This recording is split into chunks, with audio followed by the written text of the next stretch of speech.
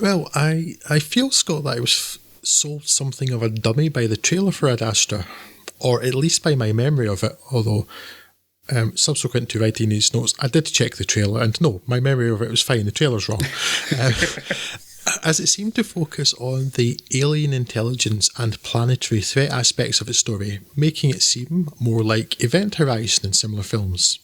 And while, certainly, there is an element of gone mad in space, it's definitely not Event Horizon, although it'd be inaccurate to say that it didn't share some elements. Stare into the void too long and the void will stare back, though this time it's just you, not space demons or whatever the hell was going on in Paul W.S. Anderson's film. Brad Pitt plays Roy McBride, the astronaut son of famed astronaut and extraterrestrial intelligence pioneer Clifford McBride, played by Tommy Lee Jones. McBride Sr.'s mission to Neptune to search for existence of alien life went dark many years ago, but now a powerful electromagnetic surge is coming from the mission's last known coordinates, and it threatens infrastructure, and therefore life on Earth.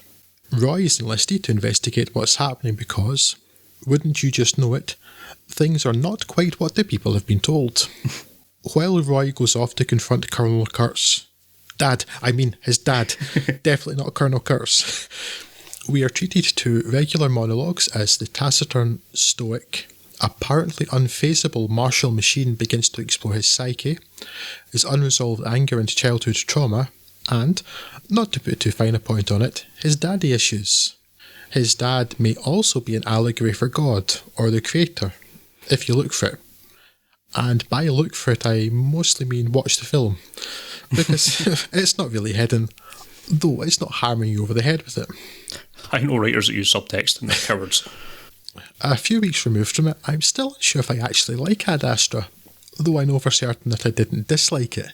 And there were some almost objectively excellent things. First and foremost, Brad Pitt, who may never have been better, and is called upon to carry the vast bulk of the film on his own. McBride Jr. is a pretty cold and distant character, and it's quite remarkable that Pitt has managed to make him relatable at all. Hoyte van Hoytema's cinematography is stunning, and there were a number of wonderful spacey and moony set pieces. That's the technical terms, is it? Yes. I'm a stickler for that, Scott, as you know. They go to places that are both spacey and moony. Beginning with the film's opening scene as Roy falls from a giant space antenna.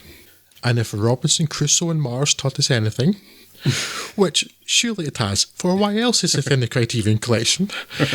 It's that monkeys plus space equals awesome. And the unexpected space monkeys here provide for a very memorable chapter.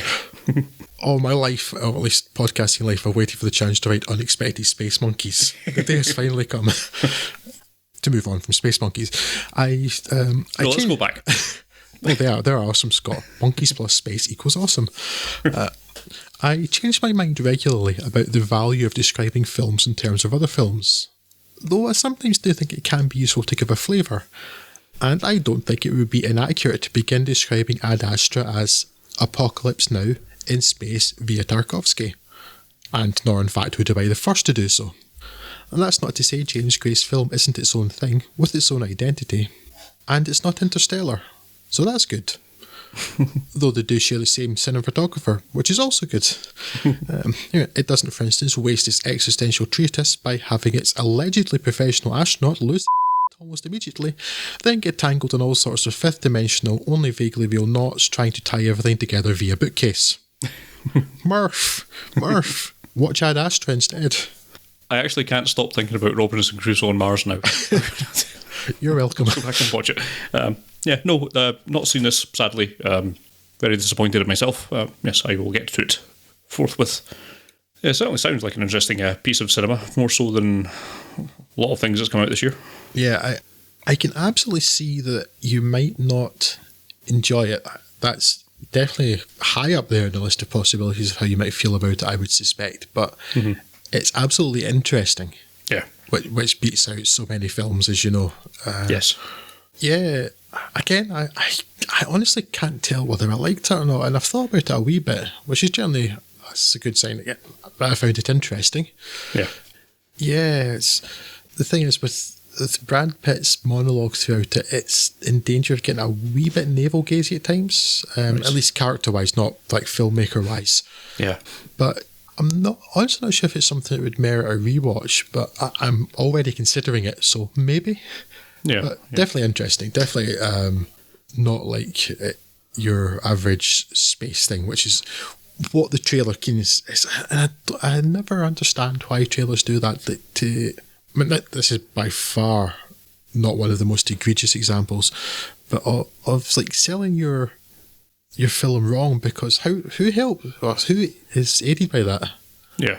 Yeah, you get bad word of mouth then, and I actually heard it mentioned on something recently, and it's very easy to imagine that one of the things that makes an audience really sour in a film more than anything is it not being what they expected.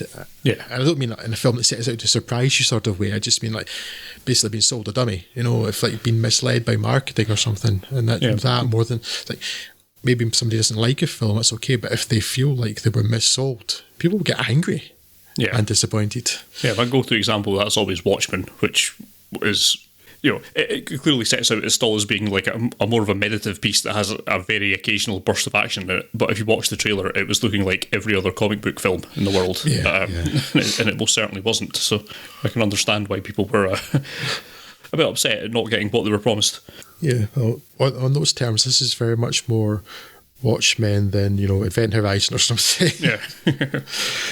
Yeah, I would recommend watching it, though. I think there's enough in there to get your teeth into. Yes, good.